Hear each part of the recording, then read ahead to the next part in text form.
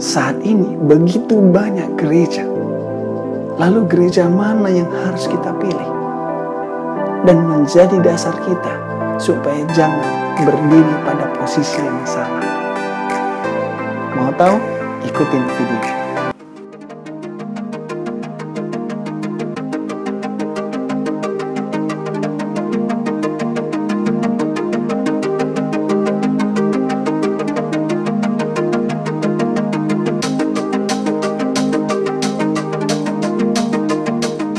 Pada saat ini kita akan membahas bagaimana memilih sebuah gereja yang benar, ciri-ciri gereja yang benar. Ada banyak orang yang rindu untuk menemukan hidup kekristenan yang sejati. Dan juga banyak yang ingin mengetahui dan menemukan gereja yang benar. Kita bisa mengetahui bahwa makna gereja di dalam bahasa Yunani yaitu ekklesia yang berarti dipanggil keluar. Dalam perjanjian baru bisa kita menemukan bahwa orang-orang percaya yang berkumpul untuk berbakti bersama-sama di sebuah tempat. Inilah disebutkan dalam kitab Korintus. Orang-orang yang percaya yang tinggal di tempat tertentu. Sekelompok orang percaya di rumah seseorang. Satu kelompok himpunan di daerah. Keseluruhan tubuh yang percaya di seluruh dunia. Dan semua makhluk percaya yang setia di sorga dan yang di dunia. Artinya, ini menuju kepada terang dari gelap itu. Dan itulah mereka yang datang kepada Yesus. Dan Yesus ataupun Allah sedang memanggil satu umat di bumi sekarang ini menjadi jemaatnya. Karena dalam 1 Petrus 2 ayat 9 katakan, tapi kamulah bangsa yang terpilih, imamat yang rajani, bangsa yang kudus, umat kepunyaan Allah sendiri, supaya kamu memberitakan perbuatan-perbuatan yang besar dari Allah, yang telah memanggil kamu keluar dari kegelapan kepada terangnya yang ajaib. Kita mengingat bahwa bangsa Israel dibawa keluar oleh Allah dari Mesir. Dan inilah yang disebut sebagai jemaat atau perkumpulan di padang gurun. Yang disebutkan juga di dalam Kisah 7 ayat yang ke-38. Tuhan ingin melalui bangsa Israel membangun jemaat besar di atas dunia. Sebuah jemaat yang menampung wakil-wakil semua bangsa untuk berbakti bersama-sama, mempelajari Allah yang benar, dan kemudian kembali kepada masing-masing bangsanya dengan membawa pekabaran keselamatan.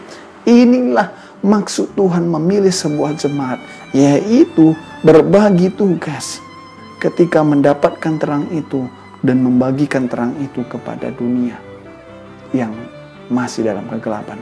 Dan kita bisa mengetahui bahwa Allah selalu memiliki wanita dan pria yang setia kepadanya hingga saat ini. Selalu ada itu. Apakah tujuan sebuah gereja Tuhan di bumi ini? Kita bisa mengetahui dalam 1 Timotius 3 ayat 14 dan 15. Supaya menjadi tiang dan dasar kebenaran untuk membantu mengangkat kebenaran firman Tuhan dan menyampaikannya ke setiap manusia. Itulah maksud gereja Tuhan di atas bumi ini. Dan dikatakan dalam 1 Timotius 3 ayat 15. Sudahlah engkau tahu bagaimana orang harus hidup sebagai keluarga Allah. Yakni jemaat dari Allah yang hidup. Tiap penopang dan dasar kebenaran. Terlihat kalau keluarga Allah itu menjadi sebuah tiang penopang dan dasar kebenaran untuk dipelajari oleh orang-orang lain, karena di dalam diri mereka terlihat sebagai keluarga Allah yang memantulkan karakter Allah. Namun sekarang karena begitu banyak jenis gereja, gereja yang mana yang harus kita ikuti? Kalau dilihat di dalam daftar gereja terkhusus yang ada di Indonesia, di sini ada beberapa yang disebut. Ada HKBP, Huria Kristen Batak Protestan. Ada BNKP, Banuani Hakariso Protestan. Ada GBKP, Gereja Batak Karo Protestan. Ada GMI, Gereja Metodis Indonesia. Gereja Kalimantan Evangelis. Gereja Masehi Injili Sangi Heta Laut. Ada juga Gereja Injili Minahasa. Ada juga Gereja Injili Masehi Injili di Timur. Gereja Protestan di Indonesia bagian barat. Kemudian ada Gereja Kristus Yesus. Ada Gereja Bethel Indonesia. Ada Gereja Katolik. Ada Gereja Ortodoks. Ada gereja masih Advent hari ke-7. Ada gereja Sahabat Indonesia. Ada gereja Lutheran. Ada gereja Injili. Ada gereja Baptis. Ada gereja Reformasi ataupun Calvins. Ada juga gereja GPDI. Ada juga GSJ. Dan lain-lainnya. Dan data menyebutkan pada tahun 2012 ada sekitar 200 lebih denominasi gereja yang ada di Indonesia. Namun yang menjadi pertanyaan adalah gereja yang mana yang harus kita ikuti. Jika kita mengambil satu langkah untuk mengikuti kebenaran dan menjadi bagian dari umat Allah yang memelihara hukum ataupun perintah-perintah Allah, kita tidak akan menolak satupun kebenaran yang kita ketahui melalui terang Alkitab. Sehingga kita bisa mengetahui bahwa setiap kali kita memilih melakukan ataupun mengikuti satu hal, semua harus berdasarkan terang Alkitab. Bila mana Anda ingin menemukan kebenaran, Anda harus mencari gereja yang mengajarkan kebenaran. Tapi kita perlu mengetahui bahwa kita pergi ke gereja bukan untuk menemukan kebenaran. Karena kebenaran itu bukan ada pada gereja, namun pada firman Allah. Sehingga gereja yang kita ikuti perlu kita uji dengan kebenaran. Sehingga ketika kita membaca tadi itu, kita harus mencari gereja yang mengajarkan kebenaran. Adalah hasil daripada ujian kita terhadap firman Allah. Sehingga kebenaran itulah yang menuntun kita untuk mengikuti satu gereja yang juga mengajarkan kebenaran. Gereja bukanlah jalan keselamatan, tetapi kita perlu untuk menemukan gereja yang benar, yang sesuai dengan Alkitab ataupun firman Allah. Yohanes 14 ayat 6 katakan, kata Yesus kepadanya, "Akulah jalan dan kebenaran dan hidup. Tidak ada seorang pun yang datang kepada Bapa kalau tidak melalui aku." Dan juga Kisah 4 ayat 12 katakan, "Dan keselamatan tidak ada di dalam siapapun juga selain di dalam Dia. Sebab di bawah kolong langit ini tidak ada nama lain yang diberikan kepada manusia yang olehnya kita dapat diselamatkan. Dialah Yesus Kristus yang menjadi keselamatan kita." Dan kita perlu mengetahui dan memastikan gereja yang kita ikuti sekarang ini adalah gereja yang benar, yang juga membawa kepada keselamatan. Ingat, pada awalnya kita mengatakan gereja tidak menyelamatkan. Tapi kita perlu mengikuti gereja yang mengajarkan kebenaran. Itulah hasil daripada kita mengujinya dengan firman Tuhan. Dan firman Tuhan yang mengajarkan tentang Yesus, mengajarkan tentang kebenaran. Sehingga ini menjadi sebuah deretan ataupun jalur untuk membawa kita kepada keselamatan itu. Karena dikatakan di dalam Matius 7 ayat 21, "Bukan setiap orang yang berseru kepadaku Tuhan, Tuhan, akan masuk ke dalam kerajaan sorga, melainkan dia yang melakukan kehendak Bapakku yang di sorga. Inilah yang akan selamat." Yohanes 14 ayat 15 juga katakan, "Jikalau kamu mengasihi aku, kamu akan menuruti segala perintahku." Artinya ini sangat sinkron dengan Matius 7 ayat 21. Menunjukkan bahwa Allah juga ingin supaya kita melakukan kehendak Bapa yang di sorga. Dan juga disebutkan di dalam Matius 15 ayat 9. "Percuma mereka beribadah kepada aku, sedangkan ajaran yang mereka ajarkan adalah perintah manusia." Karena keinginan Allah supaya kita menuruti perintahnya, mengikuti segala perintah-perintahnya, bukan mengikuti perintah manusia. Sehingga kita harus memilah-milah mana gereja yang mengajarkan ajaran manusia, mana gereja yang mengajarkan akan perintah Allah. Jawab Yesus di dalam Matius 19 ayat 17, "Apakah sebabnya engkau bertanya kepadaku tentang apa yang baik? Hanya satu yang baik. Tapi jikalau engkau ingin masuk ke dalam hidup, turutilah segala perintah Allah." Terlihat bahwa Allah sangat concern dengan perintah yang harus dituruti oleh mereka yang mau masuk ke dalam kerajaan sorga. Karena dikatakan juga di dalam Matius 24 ayat 19 dan 20. Ada salah satu perintah seperti yang diinginkan oleh Allah. "Karena itu pergi, jadikanlah semua bangsa muridku dan baptislah mereka dalam nama Bapa, Anak, dan Roh Kudus. Dan ajarlah mereka melakukan segala sesuatu yang telah kuperintahkan kepadamu. Dan ketahuilah aku menyertai kamu senantiasa sampai kepada akhir zaman." Begitu juga dikatakan Markus 16 ayat 16. Ketika kita ingin diselamatkan, kita harus mengikuti perintah. dikatakan di dalam Matius ada perlunya mengenai baptisan. Dan Markus juga menjelaskan dalam Markus 16 ayat 16, siapa yang percaya dan dibaptis akan diselamatkan, tetapi siapa yang tidak percaya akan dihukum. Tentunya kita harus memastikan gereja yang kita ikuti sekarang adalah gereja yang mengikuti perintah Tuhan, bukan perintah manusia. Lalu gereja mana yang benar yang mengajarkan tentang perintah Tuhan? Maka dari itu kita akan mengambil ciri-cirinya, ciri-ciri gereja yang benar, yang sesuai dengan firman Tuhan. Yang pertama, harus membuat Yesus Kristus sebagai kepala. Karena di dalam Efesus 5 ayat 23 dikatakan, karena suami adalah kepala istri sama seperti Kristus adalah kepala jemaat. Dialah yang menyelamatkan tubuh. Yang kedua, menuruti perintah hukum Allah dan memiliki kesaksian Yesus sebagaimana disebutkan di dalam Wahyu pasal yang ke-12 ayat yang ke-17. Dikatakan, maka marahlah naga itu kepada perempuan itu, lalu pergi memerangi keturunannya yang lain yang menuruti hukum Allah dengan memiliki kesaksian Yesus. Terlihat bahwa naga yang disebut dengan iblis itu sangat tidak suka mereka yang menuruti hukum-hukum Allah dan memiliki kesaksian Yesus, sehingga dia mau memeranginya. Sedangkan Allah tadi, kalau kita mempelajari dalam beberapa ayat sebelumnya, bahwa Allah ingin kita supaya menuruti hukum-hukum Allah.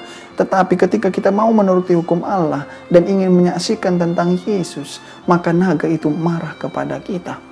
Oleh sebab itu, itulah yang harus kita pertahankan, yaitu memelihara perintah-perintah Allah dan memiliki kesaksian Yesus. Karena dalam Wahyu ayat 19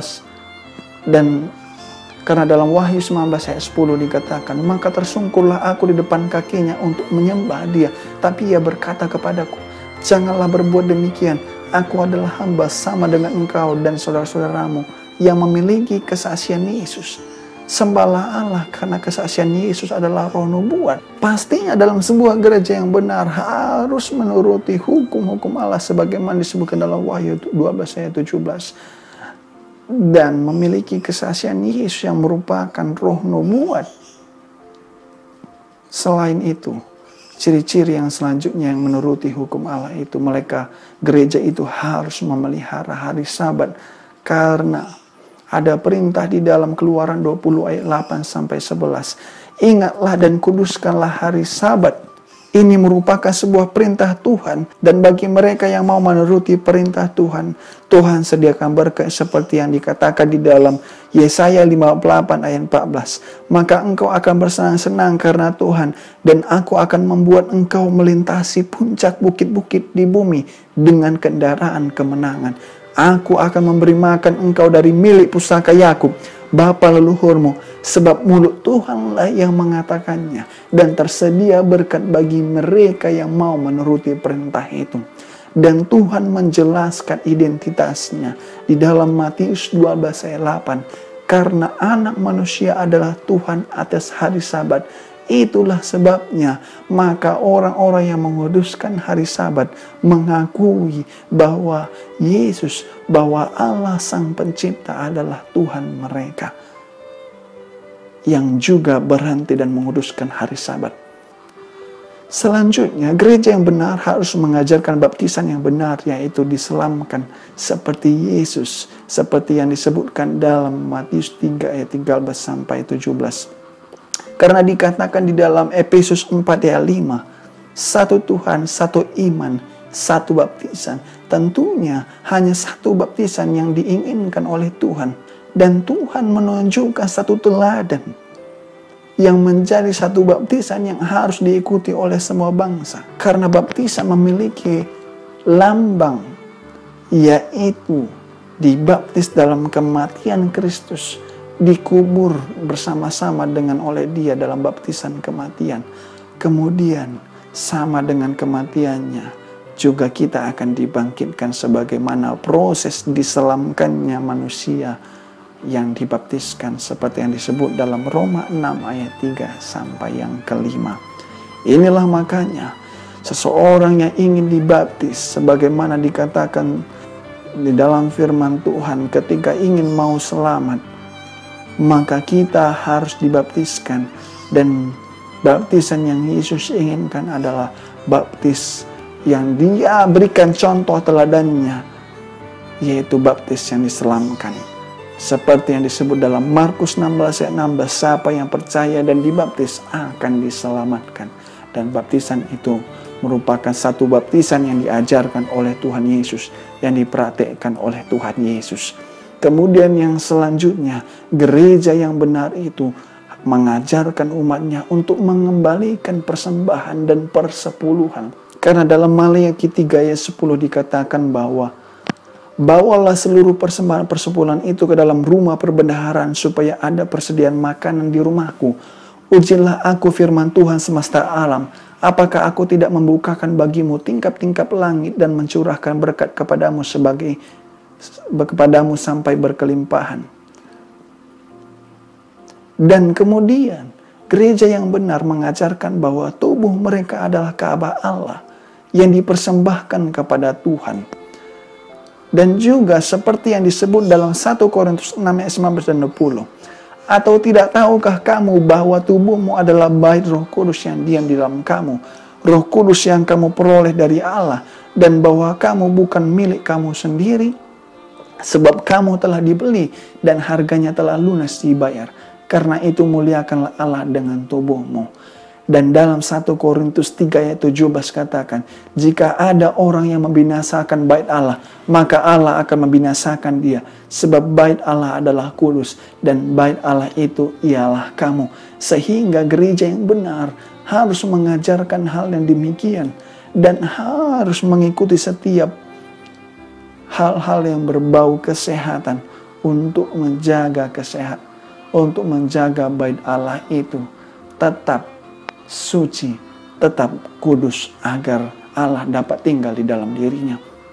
Gereja yang benar mengajarkan penampilan yang benar ala Kristiani. Karena di dalam 1 Timotius 2 ayat 9 dikatakan, demikian juga hendaknya perempuan, hendaklah ia berdandan dengan pantas, dengan sopan dan sederhana. Rambutnya jangan berkepang-kepang, jangan memakai emas atau mutiara, atau pakaian yang mahal-mahal. Gereja yang benar akan mengajarkan bahwa manusia harus memiliki karakter yang baik. Dan biarlah mereka berdandan dengan perbuatan baik seperti yang disebutkan dalam 1 Timotius 2 ayat 10. Dan karena Alkitab juga mengajarkan tentang perhiasan. Pada waktu bangsa itu mendengar ancaman yang mengerikan di dalam Keluaran 33 ayat 4-6. Maka berkabunglah mereka dan seorang pun tidak ada yang memakai perhiasannya. Ayat ini mengarah kepada bangsa Israel yang melepaskan perhiasannya. Dan dikatakan, berfirmanlah Tuhan kepada Musa, katakanlah kepada orang Israel, kamu ini bangsa yang tegar tengkuk. Jika aku berjalan di tengah-tengah kamu sesaat pun, tentulah aku akan membinasakan kamu. Oleh sebab itu, tanggalkanlah perhiasanmu, maka aku akan melihat apa yang kulakukan kepadamu. Demikianlah orang Israel tidak memakai perhiasan-perhiasan lagi sejak dari Gunung Horeb. Inilah sejarahnya dari mana orang-orang ataupun jemaat Allah itu tidak menggunakan perhiasan, tapi mereka menggunakan karakter mereka sebagai perhiasan, sebagai tampilan karakter Allah. Itulah sebabnya gereja yang benar, seperti yang disebutkan dalam 1 Timotius 2 ayat 9, demikian juga hendaknya perempuan, yang juga bisa diartikan sebuah jemaat. Hendaklah ia berdandan dengan pantas, dengan sopan dan sederhana. Rambutnya jangan berkepang-kepang, jangan memakai emas atau mutiara, ataupun pakaian yang mahal-mahal. Kesederhanaan merupakan karakter daripada jemaat Allah, sehingga itu harus diajarkan oleh gereja yang benar. Dan gereja yang benar memiliki kesaksian Yesus, yaitu mengabarkan Injil ke seluruh dunia. Sebab itu ada pekabaran 3 malaikat dalam sebuah gereja yang benar. Seperti yang disebutkan dalam Wahyu 14 ayat 6-12. Pekabaran malaikat yang pertama itu adalah panggilan untuk menerima Yesus secara total dan sempurna, sepenuhnya sebagai juru selamat dan Tuhan. Dan Wahyu 14 ayat 8 dikatakan sebagai pekabaran malaikat yang kedua, sudah runtuh Babel, kota besar itu yang telah memabukkan segala bangsa dengan anggur hawa nafsu cabulnya. Dan ini mengajarkan adalah satu panggilan keluar dari kekacauan rohani dari begitu banyak gereja-gereja. Itu sebabnya kita harus memilih gereja yang benar. Jangan sampai ada terjadi kekacauan secara rohani di dalam sebuah gereja yang kita ikuti. Pekabaran malaikat ketiga adalah ajakan yang sangat mendesak di dalam Alkitab. Dan seorang malaikat lain, malaikat ketiga menyusul mereka dan berkata dengan suara nyaring, jikalau seorang menyembah binatang dan patungnya itu dan menerima tanda pada dahinya atau pada tangannya, maka ia akan minum dari anggur murka Allah, seperti yang disebutkan dalam Wahyu 14 ayat 9 disebut 9 dan 10. Pekabaran malaikat yang ketiga tentang tanda binatang, panggilan kepada manusia untuk bertekad mengikuti Kristus sepenuh hati mereka, supaya mereka jangan mengikuti tanda binatang itu. Karena dalam Wahyu 18 ayat 4 dikatakan bahwa, lalu aku mendengar suara lain dari surga berkata, pergilah kamu hai umatku, pergilah daripadanya supaya kamu jangan mengambil bagian dalam dosa-dosanya, supaya kamu jangan turut ditimpa malapetaka-malapetakanya, yaitu tanda binatang itu tadi itu. Kalau Alkitab mengajarkan tentang tanda Allah, yaitu hari Sabat, tentunya tanda itu berbalik dengan tanda Allah, yaitu Sabat yang salah. Kalau Alkitab mengajarkan Sabat hari ke-7, maka tanda itu akan memaksakan ataupun mengarah kepada Sabat yang salah. Sebab itu kita harus mengikuti perintah Allah seperti yang dimintakan oleh malaikat-malaikat Tuhan. Dan gereja yang benar merupakan gereja yang misinya mencakup seluruh dunia ataupun internasional. Di dalam Wahyu 14 ayat 6 dikatakan, dan aku melihat seorang malaikat terbang di tengah-tengah langit, dan padanya Injil kekal yang untuk diberitakan kepada mereka yang diam di atas bumi dan kepada semua bangsa, suku dan bahasa dan kaum, yang juga tidak lain bahwa itu berada disampaikan kepada seluruh dunia. Gereja itu mencakup seluruh dunia. Dan yang terakhir, bahwa gereja yang benar itu akan mengajarkan tentang kematian. Di dalam Pengkhotbah 9 ayat 5 mengatakan bahwa karena orang-orang yang hidup tahu bahwa mereka akan mati, tetapi orang yang mati tidak tahu apa-apa, tak ada upah lagi bagi mereka, bahkan kenangan kepada mereka sudah lenyap. Terlihat bahwa orang-orang yang sudah mati tidak mengetahui apa-apa, tidak memiliki dan menyadari apa-apa yang sedang hidup di dunia ini. Sebab itu, kalaupun ada yang mengajarkan bahwa manusia yang mati itu masih bisa berbicara kepada orang-orang hidup, maka hal inilah yang tidak tepat. Yang selanjutnya, gereja yang benar akan mengajarkan perjamuan kudus sebagai peringatan. Dan hal ini bisa kita baca di dalam 1 Korintus 11 ayat 23 sampai 26. Dan peringatan ini adalah peringatan akan pengorbanan Yesus. Peringatan untuk kita mau rendah hati melayani sesama kita. Sebagaimana dikatakan di dalam 1 Korintus 11 ayat 23 sampai 26. Sebab apa yang telah kuteruskan kepadamu telah kuterima dari Tuhan, yaitu bahwa Tuhan Yesus pada malam waktu ia diserahkan mengambil roti, dan sesudah itu ia mengucapkan syukur atasnya, ia memecah-mecahkannya dan berkata, inilah tubuhku yang diserahkan bagi kamu, perbuatlah ini menjadi peringatan akan aku. Demikian juga ia mengambil cawannya sesudah makan, lalu ia berkata, cawan ini adalah perjanjian baru yang dimeteraikan oleh darahku. Perbuatlah ini setiap kali kamu meminumnya, menjadi peringatan akan aku. Sebab setiap kali kamu makan roti ini dan minum cawan ini, kamu memberitakan kematian Tuhan sampai ia datang.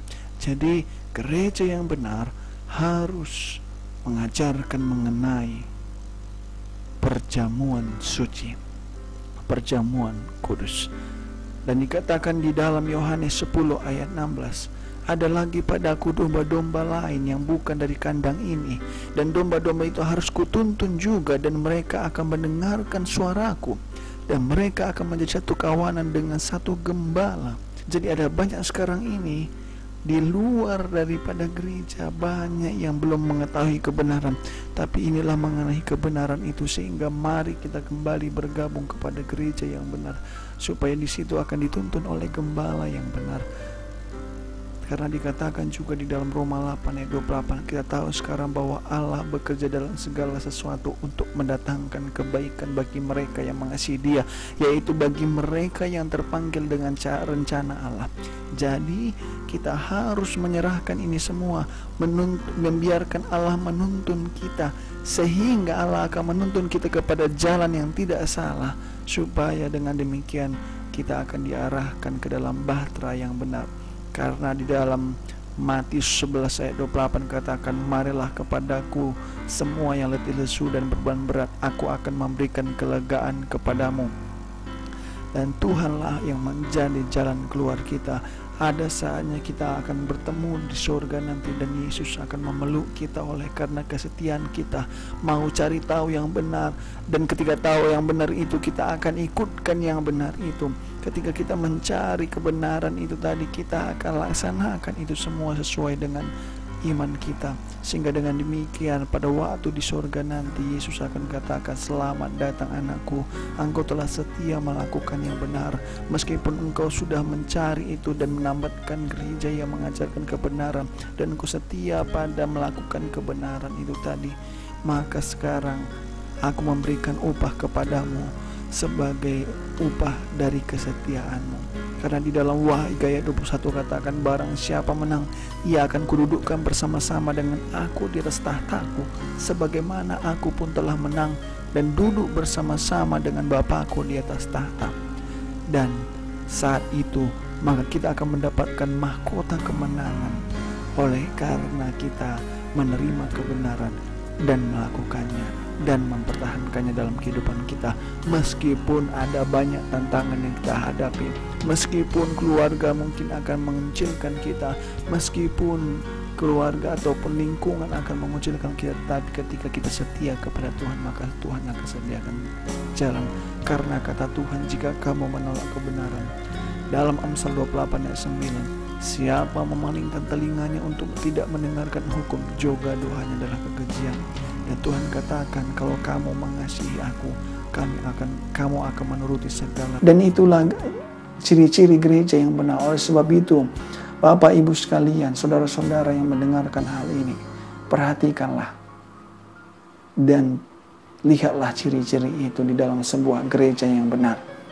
Dan pastikan Anda berada pada gereja yang benar itu, yang menuruti segenap perintah-perintah Tuhan dan memiliki kesaksian Yesus. Dan mereka akan diselamatkan oleh karena penurutan kita, penurutan semua manusia yang mau menuruti perintah-perintah Allah, sehingga semua kita dapat diselamatkan. Jangan lupa untuk di-subscribe, like, dan share video ini, sehingga semua orang dapat terberkati oleh video ini. Sampai ketemu pada video berikutnya.